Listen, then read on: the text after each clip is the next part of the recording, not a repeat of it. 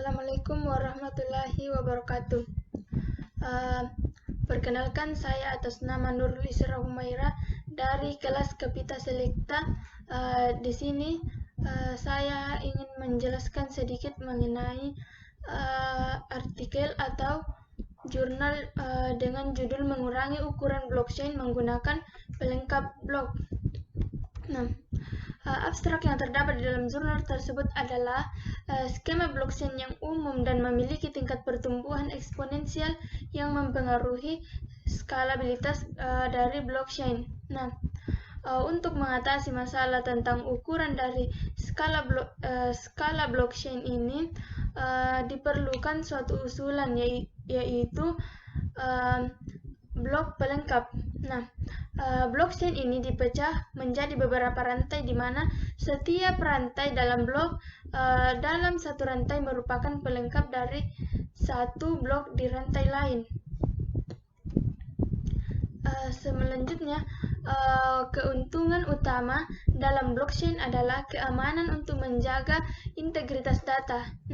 Blockchain di sini menjaga integritas data dengan menggunakan konsensus dari semua penggunanya. Selanjutnya, terlepas dari kelebihan blockchain, blockchain juga itu memiliki beberapa kelemahan. Salah satunya mengenai ukuran data dan modifikasi data. Sulitnya di sini adalah ketika kita telah menambahkan data, maka sangat sulit untuk memodifikasi kembali data.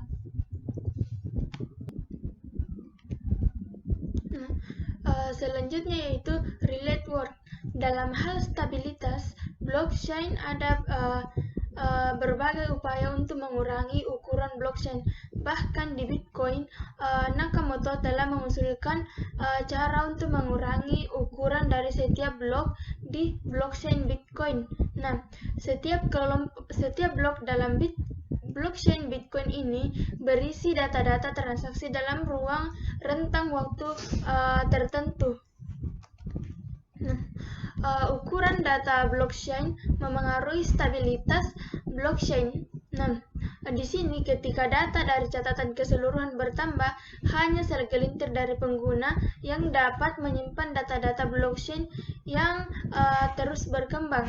Akibatnya, skema desentralisasi menjadi hampir tersentralisasi. Oleh karena itu, sebagian besar dari pengguna tidak memiliki daya komputasi yang diperlukan untuk menyimpan dan memproses data-data blockchain. Selanjutnya, blockchain secara virtual itu dikelola oleh segelintir pengguna yang memiliki sumber daya komputasi. Di sini ada upaya yang bisa digunakan untuk mengurangi ukuran blockchain, dilakukan dengan mengevaluasi dasar mekanisme pengembangan blockchain.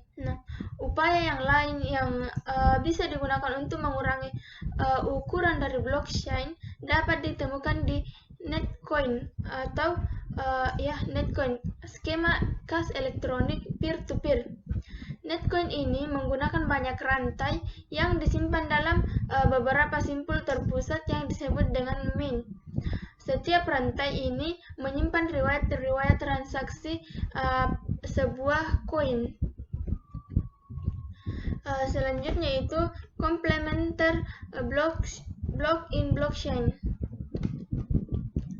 Blok komplementer ini adalah metode yang digunakan uang elektronik peer-to-peer. Blok komplementer ini adalah modifikasi dari skema blockchain asli untuk menekan transaksi peer-to-peer. Selanjutnya, skema blockchain dalam uang elektronik ini didasarkan pada skema blockchain Netcoin. Di sini sebelum kita melakukan penjabaran skema blok pelengkap, penting untuk memiliki pemahaman yang sama tentang apa yang disebut dengan blockchain. Definisi yang digunakan sebagai dasar skema yang diusulkan itu Dalam makalah ini, blockchain atau dalam jurnal yang dijelaskan di sini, blockchain didefinisikan sebagai kumpulan blok data yang terurut. Jadi kumpulan blok data yang berurutan. Setiap blok itu ditautkan ke blok sebelumnya menggunakan cara kriptografi. Selanjutnya, setiap rantai dalam blockchain itu berisi identitas mitra transaksi. Nilai tunai elektronik saat ini, hash dari semua blok saat ini, dan nilai hash blok sebelumnya. Dan tanda tangan dari nilai hash. Di sini, tanda tangan bertindak sebagai penghubung antara blok saat ini dan blok sebelumnya. Jadi, tanda tangan bertindak sebagai penghubung dari satu blok dengan blok yang sebelumnya. Oleh karena itu, tanda tangan digital dalam hal ini merupakan bagian dari alat kriptografi dan menjadi sebuah definisi blockchain itu terpenuhi. Selanjutnya ini adalah merupakan gambar dari blok pelengkap antar rantai. Pada gambar yang sebelumnya, setiap blok dalam sebuah rantai itu disimpan dalam satu pengguna, dan hanya setengah dari keseluruhan blok transaksi itu yang disimpan oleh setiap pengguna.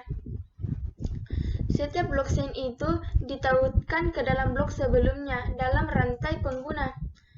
Misalnya pada UA ini terlibat dalam transaksi menggunakan UB. Selanjutnya, UB ini disebut transaksi T2.